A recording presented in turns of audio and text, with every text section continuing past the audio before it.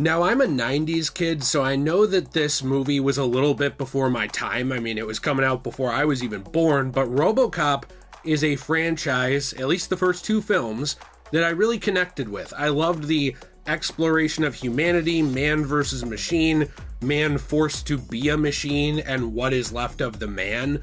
There's a lot of deep elements in there.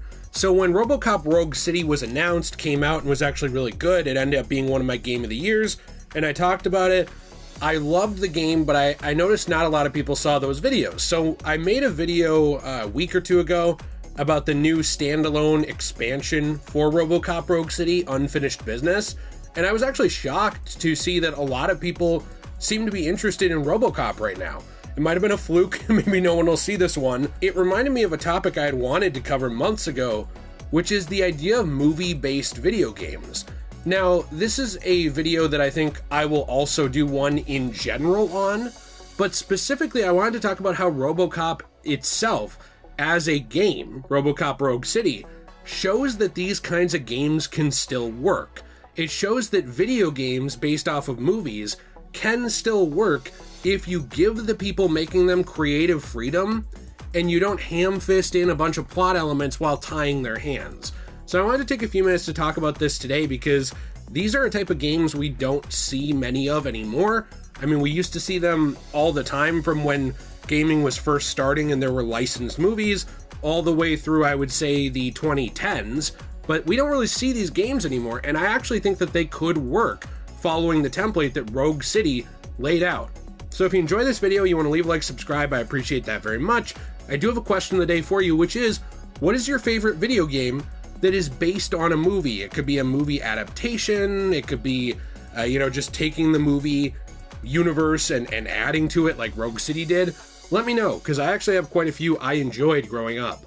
I think one of the questions you have to ask yourself right away is, why did RoboCop Rogue City succeed? Now, was it because it was a fun game? Yeah, absolutely, it was a fun game. But guess what? Plenty of fun games come out, and they actually go unappreciated. I was recently recording a video with my friend Podcast Now, Alex, which hasn't gone up yet, about the Guardians of the Galaxy game. That's an example of a game. It was good, but it went underappreciated and it undersold.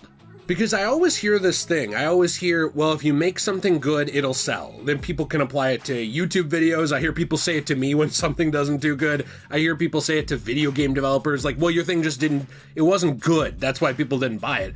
But I can name a dozen examples of good things that people didn't buy. Maybe they weren't aware of it. Maybe it wasn't marketed. You know, there's a new Looney Tunes movie in theaters right now that I would say is not doing gangbusters, but it's a movie that deserves appreciation and support if you care about 2D animation. Just an example right now at the time of recording this with The Day the Earth Blew Up. Things like the Blade Runner movies, things like that Guardians game, things like Midnight Suns. There are games out there and movies and all kinds of stuff that just go unappreciated, even if they're good. But RoboCop Rogue City was not only a fun game, it was not only a game that was with a good gameplay loop, with a deep and interesting story that used an iconic character, but it was also a game that built on pre-existing material around that character. And we can see other games that do this same kind of thing, like Hogwarts Legacy is an example of this. Extremely popular because guess what? It took that universe that people knew and it just set something in a different time period that hadn't really been explored. That's what RoboCop Rogue City does. It takes place after the second movie, so there's very little homework. I mean, you could sit down and play the game without anything and enjoy it, but people who watched the first and second film are going to get a lot out of it, and not just as a simple adaptation. Games that are based on movies, they get lost in trying to be the movie. And here's what I mean by that. When you have a movie, you have a set amount of time in that medium, anywhere from an hour and a half to 2.5 to 3 hours at probably some of the longest. That said, that works for that style of story. It works for the style of story you're trying to tell, the 3-act structure, beginning, middle, end, and you play out the characters there. And even then, there are times where ideas get scrapped, rejected, tossed aside that maybe would have made the movie better. Made videos about that on this channel on the Rejected Media playlist. So it's already something where you are having to pick and choose what to include.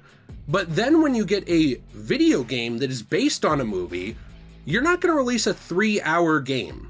People would be pissed because that game is going to still take a long time to develop. You know, you're having to work with maybe an existing engine or almost building your own from scratch, depending on what it is. You're having to come up with a story.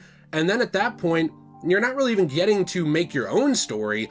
You're just basically trying to make gameplay fit into a movie, which doesn't always work. I mean, like, even think about the Raimi Spider-Man games. I love them, but I think some of their strengths are when they went their own direction. When they were adding stuff in, I thought it was done very well. But how many games add stuff in and it's absolutely terrible? How many games just do they decide to add to the movie and they still have to keep that same basic structure? So the problem then becomes you're trying to tell an original story, but you're trying to tell it around an existing story. You're trying to tell it at the same time. It's not something like RoboCop Rogue City. What this game does is, instead of saying this takes place during RoboCop 2, Kane is the villain because he was in 2, you're gonna have to have him as the main villain, but you're gonna have to fill in all these gaps to make it last 15 hours. Instead of doing that, it says, no, those events happened, you watched the movie or you didn't. We're at a different point in time, and we're now dealing with, you know, the voice actors like Peter Weller, who played the original RoboCop, and other classic actors who ended up in this game. So it's like you are immersed in that world of the movie, but we already told that story, or somebody else already told that story, and this is our story. Another game that did this very well, I thought, was actually the first Amazing Spider-Man video game. Now the second one went off the rails. It's really a mess. But the original one, I remember at the time it was called an Arkham clone and it was panned, but it actually took the storylines of the first movie and it kind of expanded on them in like an Amazing Spider-Man 1.5. But where that failed, I think because of an okay story with not enough budget and a frustration with the brand at the time, where people didn't want a recasting with Andrew Garfield, they didn't want a new Spider-Man. I think where that failed, RoboCop Rogue City was able to succeed because it didn't do those things. It didn't need to deal with recasting. It didn't need to deal with trying to work within the limitations of an upcoming sequel, because RoboCop Rogue City already knew what was next, and it already knew what came before. The developers were able to write a story and create a world that fits neatly in as a slice of the story of the RoboCop universe. And it also does a really good job of respecting both sides of the argument when it comes to the classic RoboCop trilogy. Now, I don't know if you've seen RoboCop 3. It is my least favorite RoboCop movie, and it's actually a movie I don't really recommend to people. I don't really even enjoy it for the most part. Peter Weller was recast because of reasons that it's not even important to get into for the video, but regardless, it wasn't the same actor, it wasn't the same story quality, a lot of things were on the decline.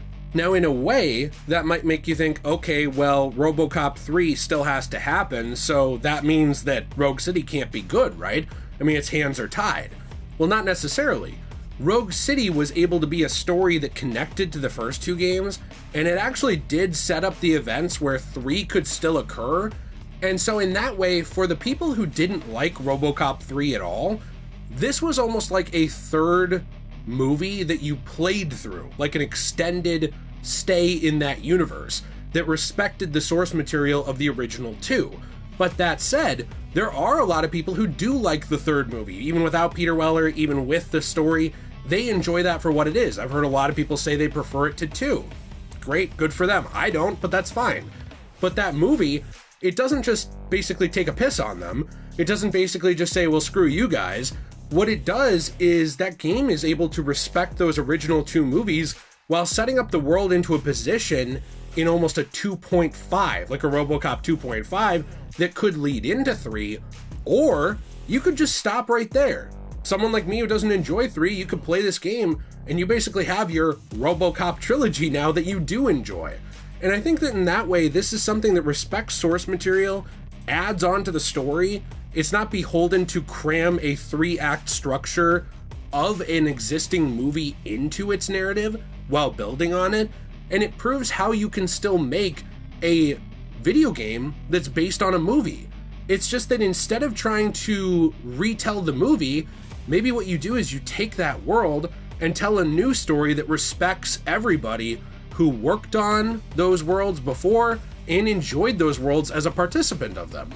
I love that about RoboCop Rogue City, and I really think that a lot more things could learn from it. I think, unfortunately, the new direction for a lot of movie-based games is just copying things like Friday the 13th, you know, just doing like a team-based survival game or things like that. And there's room for that, but I also think this proves that there is room for these extended stories. These stories can exist in this universe, and we can take the best elements of them and make a new story out of it. Now, people can engage with that story and they can enjoy it, and it builds that universe and adds to it, but if they choose not to, it's not so integral that they don't enjoy the universe itself as maybe just a film lover who isn't into video games. And that's the same exact thing I think something like RoboCop Rogue City does, is it reinforces this idea of being creative while being able to exist in that universe. You don't have to have your hands completely tied. If you have a group of creative developers, a creative studio, and creative writers, you can still add on to a classic and make it even better. If you enjoyed this video, you want to leave a like, subscribe, I appreciate that very, very much. We have a Fortnite code that goes to help support our channel if you are a big gamer. We also do have an Amazon store, which I usually mention.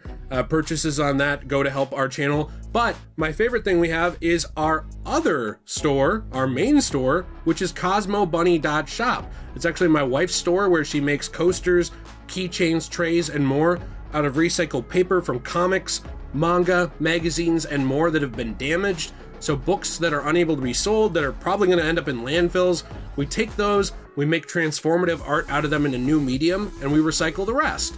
So we enjoy that very much. Hope to see you over there. Hope to see you maybe on some other channels or videos. Those are all in the description down below. I have a RPG channel, we have an anime focus channel, a podcast style video game channel where we do Let's Plays, lots of stuff. We do lots of stuff. So love to see you on one of those. Have a fantastic day. And as always, everyone, stay shway.